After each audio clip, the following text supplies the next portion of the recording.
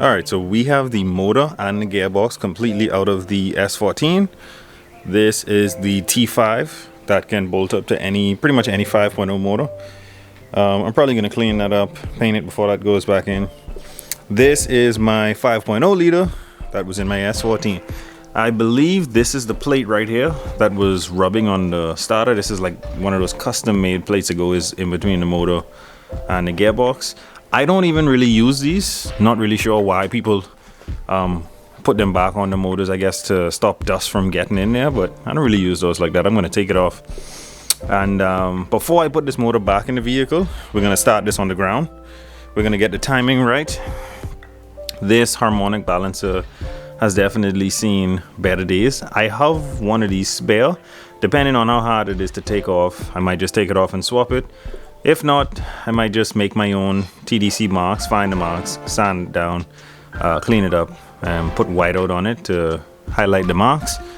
That water pump, I'm replacing that. I'm gonna get the headers the way that I want them oriented to go in the car before I actually put it back. So I'm gonna put them or set them up how I want them set up before they go in the car, because it's kind of hard to deal with them in there.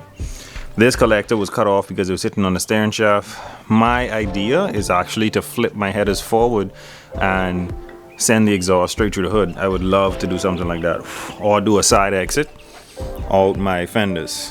While it's out as well, I'm going to figure out how to get power steering to work, which means I need to figure out what hose is what in the car and get the connections and the fittings right to connect the power steering to the power steering rack in the car to the pump itself. But right now I want to get all this off. I want to get it cleaned up.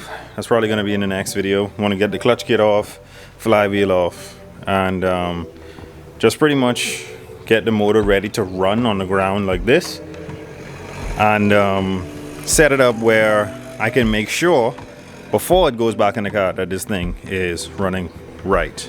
5.0 4-valve motor. I so love how this motor looks with the timing cover off of it. It's just like literally one of the most beautiful things you can look at. I mean, I guess after you've done all the work you're gonna say that, but I am definitely biased to the 4-valve motors, and they are absolutely beautiful to me. Alright guys, that is pretty much it for this video. I'm super excited that I actually got this motor and transmission out of the 14.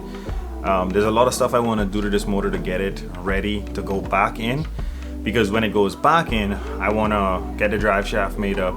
I want to get that rear end welded and put in, because I'm not putting in an open diff in that car. I want to sort out the power steering system. I want to sort out the timing marks on the crank pulley. I ordered a 2-barrel carburetor, just a cheap one, to get it running on the ground, or to possibly drive it around in the car and feel out the motor and tranny. After that, I probably step it up and get a more performance-oriented carburetor. But for right now, that should be a very good start. I already have my HEI distributor. It came with the car and the motor. And from the motor with this thing spitting flames, we can definitely tell that it's giving off spark. But we probably had the timing off, and we need to get that sorted out. But thank you guys so much for watching. Don't forget to like, share, and subscribe. Always remember, don't drift without your dreams, and I'll catch you guys on the next one.